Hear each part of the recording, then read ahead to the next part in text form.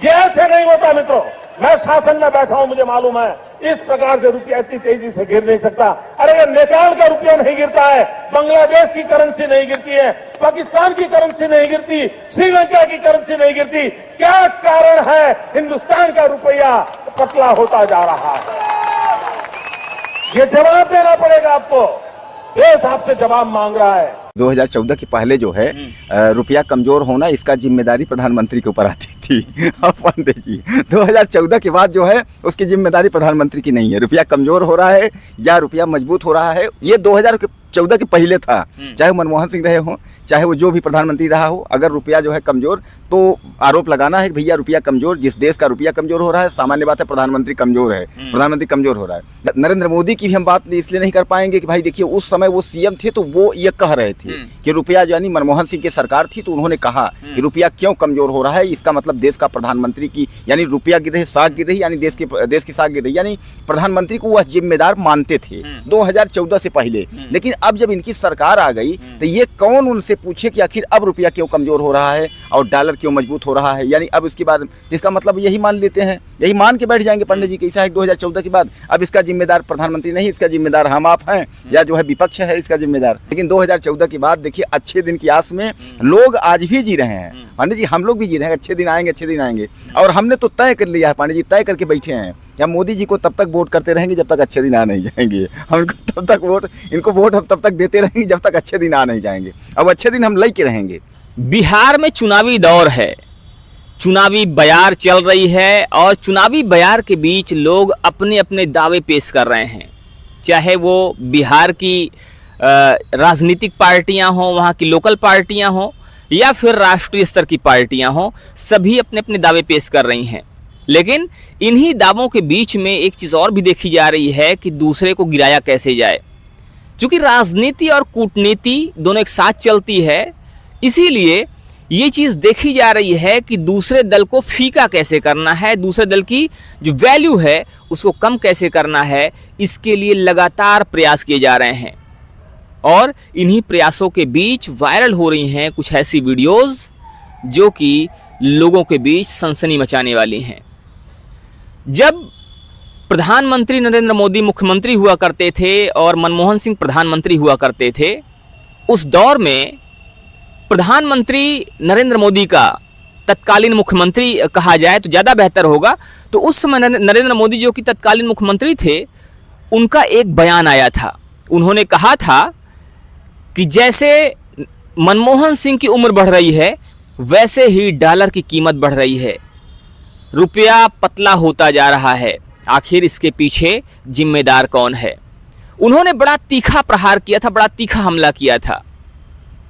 और इस समय कहीं ना कहीं विपक्षी पार्टियों ने नरेंद्र मोदी का वो वीडियो भी वायरल कर दिया है जिसमें वो मनमोहन सिंह पर हमलावर होते हुए दिखाई दे रहे हैं। कारण क्या है कि भी हाल ही में डॉलर की कीमत 88 रुपये भी क्रॉस कर गई है, यानी कि डॉलर 88 रुपये के पार जा चुका है। और इसीलिए अब विपक्षी पार्टियों को एक मौका मिल गया है कि किस तरह से नरेंद्र मोदी को घेरा जाए, यानी कि प्रधानमंत्री को घेरने की कोशिश चल रही है। इसी मुद्दे पर बात करने के लिए हमारे साथ में हैं वरिष्ठ पत्रकार शीतला तिवारी जी। आइए इनसे बात करते हैं इस मुद्दे पर और जानने की कोशिश करते हैं कि आखिर ये जो डॉलर की कीमत बढ़ रही है, रुपया कमज़ोर हो रहा है, रुपया कमज़ोर होने के पीछे क्या वजह है और इसके पीछे ये किसको जिम्मेदार मानते हैं। तिवारी जी, डॉलर अभी हाल की बात की जाए तो डॉलर की कीमत फिर से बढ़ गई, रुपया एक बार फिर से कमज़ोर हुआ है और डॉलर के मुकाबले रुपए की कीमत जो है वो 88 रुपये से पार जा चुकी है। इस चीज़ को आप किस तरह से देखते हैं? चूँकि विपक्षी पार्टियां जो हैं उन्होंने एक बार फिर से वीडियो वायरल किया है नरेंद्र मोदी के उस दौर का जब उन्होंने ये कहा था कि मनमोहन सिंह की उम्र के जैसे ही डॉलर की कीमत बढ़ रही है और रुपया कमज़ोर होता जा रहा, पतला होता जा रहा है। कैसे आप देखते हैं इस विशेष मुद्दे को, रुपए के कमज़ोर होने को? देखिए पांडे जी, प्रधानमंत्री जो नरेंद्र मोदी अपने मुख्यमंत्री के दौर में, यानी जब वो गुजरात के सीएम थे, उस समय तो उन्होंने जो भी बातें कह रही थी, हालांकि उस समय सरकारें जो है मनमोहन सिंह की थी, अटल बिहारी वाजपेयी भी थे, तो तमाम जो है उनके दावे जो वो ठोक रहे थे, तो आप ये मान के चलिए चाहे हो सकता है कि यही हो कि भावी प्रधानमंत्री के तौर पर उनको लोग भी देख भी रहे थे और यह कह भी रहे थे कि ये आने वाले समय में जो है ये देश के प्रधानमंत्री बनेंगे। लेकिन जो उनके वादे थे और जो उनका एक तरीके से आरोप प्रत्यारोप का जो दौर था वह सब अब बदल चुका है, वो चीज़ अब नहीं रह गया है। और चाहे आप ये मान के चलिए कि वह सब जो है वह भूल गए हैं। अब ये तो आप उनके सीएम की बात कर रहे हैं, हम तो 2014 में जब वो आए थे तो अपने ही पार्टियों के बारे में उन्होंने कहा था कि अब जो 75 साल का हो जाएगा वो किसी मंत्री पद पर नहीं रहेगा, वो जो है मतलब किसी भी मंत्री पद पर नहीं रहेगा।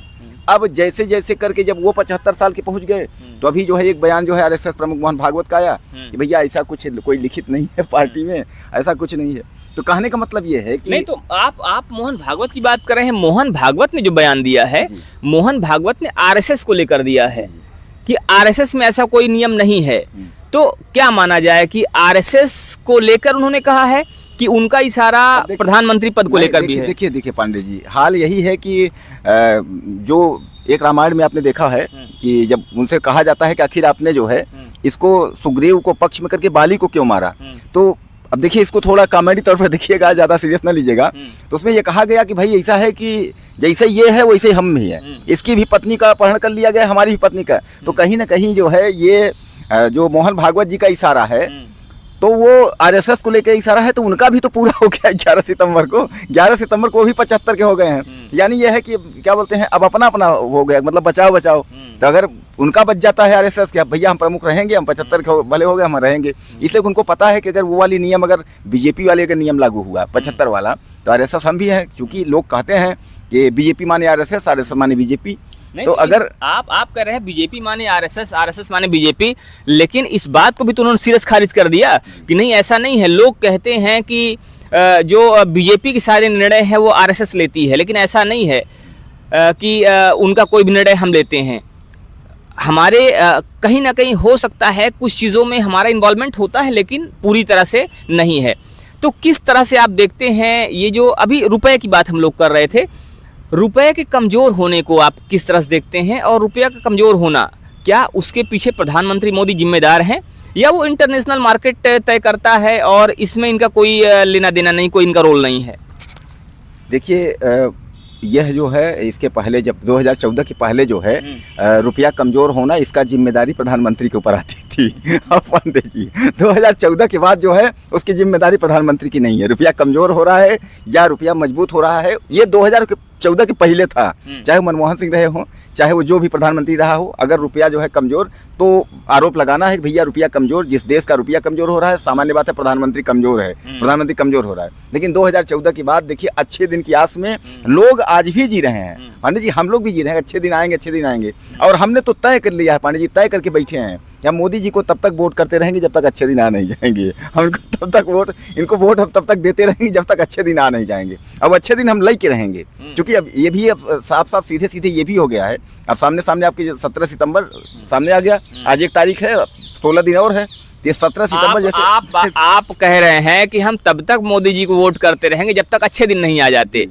अच्छे दिन आप क्या मानते हैं, आपकी नज़र में अच्छे दिन कैसे होते हैं और क्या ऐसा होना चाहिए जिससे ये लगे कि अच्छे दिन आ गए हैं? पांडे जी एक फिल्म में एक गाना मुझे याद आ गया, कोई लौटा दे मेरे बीते हुए दिन। हमें पुराने ही दिन आप लौटा दो, जो पुराने रेट में हम भ्रष्टाचार उतना। आपको याद होगा कि कांग्रेस सरकारें थी, देखिए मतलब इस पर फिर आप हमारे ऊपर आरोप कर देंगे कि आप जो है आप कहना चाहते हैं कि यानी बेरोजगारी, महंगाई ये सब बढ़ गई है। मेन चीज मैं ये देखता था कुछ समय जो है दोस्तों, रोजगार समाचार तमाम पेपर आते थे, एक रोजगार पेपर आता था। शायद यह है कि अब तो हमको नहीं दिखता को आता है कि नहीं आता, छपता है कि नहीं छपता। तिवारी जी आप तो आदिमानव काल में जाना चाह रहे हैं, पूरा पाषाण काल में जाने की बात आप कर रहे हैं। रोजगार पेपर आता था, आप जिस दौर की बात कर रहे हैं उस दौर में मोबाइल भी नहीं होता था लोगों के पास। 2014 की पहले हम बात कर रहे हैं, आप ये मोहनजोदड़ो की हड़प्पा की बात कर रहे हैं। खुदा आप जब की बात कर रहे हैं, मैं आपको बताता हूँ, याद दिलाता हूँ। आप जब की बात कर रहे हैं उस समय समाचार का सिर्फ और सिर्फ एक माध्यम होता था, न्यूज़पेपर या पत्रिकाएं। उस समय ना तो मोबाइल, साधारण मोबाइल नहीं थे तिवारी जी, एंड्रॉयड की बात छोड़ दीजिए। आप आज बैठ करके जिस तरह से वीडियो बना रहे हैं, तो ये वो दौर नहीं था। टेक्नोलॉजी ने विकास किया है, दौर बदला है, चीज़ें बदली हैं, और आज आप कह रहे हैं मुझे पुराने दिन लौटा दो। अगर वो पुराने दिन लौट आएंगे तो आज आप वीडियो नहीं बना पाएंगे और आज आप सोचिए, जिस पत्रकारिता के दम पर आप महीने में 70,000, 75,000, 1 लाख रुपए कमा रहे हैं, तो पुराने दिन में आप सिर्फ वही रोजगार पेपर पढ़ेंगे 7 रुपए खरीद के, रोजगार मिलेगा नहीं, आप टहलते रहेंगे यहाँ वहाँ। हम बात कर रहे हैं यहाँ पर, हमारा मुद्दा ये है कि आखिर आप ये जो रुपए हैं, रुपए के पीछे जिम्मेदार कौन है? हालांकि आपने उसका जवाब दिया, लेकिन क्या इसकी सारी जिम्मेदारी नरेंद्र मोदी पर ही डाली जानी चाहिए या किसी और पर भी इसकी जिम्मेदारी होती है? कोई और भी जिम्मेदार है इसके लिए? अब देखिए, ये अब भाई एक चीज़ है, अब वैसे अगर कहा जाए तो नेहरू पर जिम्मेदारी तो डाली नहीं जाएगी। अब नरेंद्र मोदी की भी हम बात इसलिए नहीं कर पाएंगे कि भाई देखिए, उस समय वो सीएम थे तो वो ये कह रहे थे कि रुपया, यानी मनमोहन सिंह की सरकार थी तो उन्होंने कहा कि रुपया क्यों कमजोर हो रहा है, इसका मतलब देश का प्रधानमंत्री की, यानी रुपया गिर रही, साख गिर रही, यानी देश की साख गिर रही, यानी प्रधानमंत्री को वह जिम्मेदार मानते थे 2014 से पहले। लेकिन अब जब इनकी सरकार आ गई तो ये कौन उनसे पूछे कि आखिर अब रुपया क्यों कमजोर हो रहा है और डॉलर क्यों मजबूत हो रहा है? यानी अब इसके बाद इसका मतलब यही मान लेते हैं, यही मान के बैठ जाएंगे पंडित जी कि ऐसा है 2014 के बाद अब इसका जिम्मेदार प्रधानमंत्री नहीं, इसका जिम्मेदार हम आप हैं या जो है विपक्ष है इसका जिम्मेदार। और क्या कर सकते हैं भाई, कोई मानने को तैयार नहीं है। अगर मौजूदा सत्ता में अगर किसी सवाल, मैंने एक चीज पांडे देखा है, यहाँ बड़ी स्थिति खराब है कि अगर कानूनतः अगर कोई सवाल पूछा जाए, अगर एक चीज और तिवारी जी यहाँ पर है, 2014 की बात आप कर रहे हैं, ठीक है, लेकिन हम उससे और पीछे जाते हैं। जब हमारा देश स्वतंत्र हुआ था उस समय 1 रुपया 1 डॉलर के बराबर होता था लगभग, जहाँ तक मैंने सुना हुआ है, हो सकता है मैं गलत हूँ, तो जो दर्शक हैं वो इसमें करेक्शन करेंगे और कमेंट करके बताएंगे कि उस समय जो रेट था डॉलर का वो क्या था। लेकिन जहाँ तक मैंने सुना है, मैंने पढ़ा है कि जब देश स्वतंत्र हुआ 1947 में, तो उस समय 1 डॉलर 1 रुपया के बराबर होता था। प्रधानमंत्री उस समय कांग्रेस का था, है ना? कांग्रेस के प्रधानमंत्री, कांग्रेस का सारा मंत्रिमंडल, सारा कुछ कांग्रेस देख रेख में, लगातार कांग्रेस सरकार आई। तो डॉलर जो 1 रुपये 1 डॉलर के बराबर होता था, वो लगातार गिरते गिरते गिरते गिरते 60 रुपये 65 रुपये तक पहुंचा मनमोहन सिंह के दौर तक। उसके बाद प्रधानमंत्री मोदी की सत्ता आती है। हालांकि उन्होंने बयान दिया था, इसमें कोई दो राय नहीं, उन्होंने कहा कि जैसे मनमोहन सिंह की उम्र बढ़ रही है वैसे ही डॉलर का रेट बढ़ रहा है और रुपया पतला होता जा रहा है, उन्होंने बयान दिया था। और इसी बयान को लेकर इस समय पुराना वीडियो वायरल भी किया जा रहा है, उनको कहीं ना कहीं घेरने की कोशिश भी की जा रही है। ये ऐसे नहीं होता मित्रों, मैं शासन में बैठा हूं, मुझे मालूम है इस प्रकार से रुपया इतनी तेजी से गिर नहीं सकता। अरे ये नेपाल का रुपया नहीं गिरता है, बांग्लादेश की करेंसी नहीं गिरती है, पाकिस्तान की करेंसी नहीं गिरती, श्रीलंका की करेंसी नहीं गिरती। क्या कारण है हिंदुस्तान का रुपया पतला होता जा रहा है? ये जवाब देना पड़ेगा आपको, देश आपसे जवाब मांग रहा है। लेकिन अगर उस पुराने दौर में जाते हैं तो पुराने दौर में देखा ही जा रहा है कि कहीं ना कहीं डॉलर का रेट उस समय भी बढ़ा था। जब देश स्वतंत्र हुआ, स्वतंत्रता के बाद से लगातार डॉलर का रेट बढ़ता गया और उसके बाद मोदी जी आते हैं। मोदी जी के आने के बाद भी अभी रेट कहीं ना कहीं बढ़ा है, जिसकी वजह से इस बात की आलोचना हो रही है। तो क्या ऐसा माना जाना चाहिए कि दौर दोनों देखे गए, दोनों ही दौर में ये डॉलर का रेट बढ़ा, तो कहीं ना कहीं ये प्रधानमंत्री के हाथ में नहीं है, उसके पीछे कोई और चीज़ें हैं जो जिम्मेदार हैं, कोई और फैक्टर्स हैं जो जिम्मेदारी जिनकी होती है कहीं ना कहीं? जी पांडे जी, आप सही बात कर रहे हैं कि अगर कांग्रेस 47 से लेकर के और अब तक देखा जाए तो ऐसा नहीं है कि 47 में से लेकर के जब तक कांग्रेस सत्ता में थी तो डॉलर सेम था, रुपया बराबर था। उसके बाद जब नरेंद्र मोदी 2014 में सरकार आई तो उसके बाद जो ऐसा नहीं था। हम कहते हैं कि अगर 1 रुपये से लेकर के अगर 60 65 अगर 70 रुपये तक अगर पहुंचा है तो 2014 की बात अगर हम कहते हैं 10-15 अगर गया ही है 10-15, तो उसमें अब क्या कह सकते हैं कि नहीं अब आप जिम्मेदार हैं, आप जिम्मेदार हैं। और दूसरी बात यह है कि भाई इतने बड़े संवैधानिक पद पर कोई भी व्यक्ति बैठेगा, उसको एक ही नहीं बहुत सारी जिम्मेदारियां होती हैं, लेकिन लोग जो है उसी को जिम्मेदारी मानते हैं, क्योंकि इसके जो है भुक्तभोगी उसके पहले जो है वह भी रहे हैं प्रधानमंत्री जो पहले थे, अब उसके बाद जो है अब इनकी जिम्मेदारी बनती है। तो इसमें हमारे दर्शक जो है अपना कमेंट करेंगे और दर्शक हम लोगों को बताएंगे। हम दर्शकों से जानना चाहते हैं कि आखिर डॉलर और रुपया में जो ये इतना फ़र्क है, इसका जिम्मेदार कौन है? आप लोग किसको जिम्मेदार मानते हैं? कोई इकोनॉमिक को लेकर के या देश को किसी उसको लेकर के, या आपको जो है प्रधानमंत्री या पीएम या वित्त, या यानी क्यों ऐसा हो रहा है पंडित जी? तो इस पर दर्शक अपनी राय जरूर दें, दर्शक बताएं कि आखिर इसके पीछे कौन जिम्मेदार है।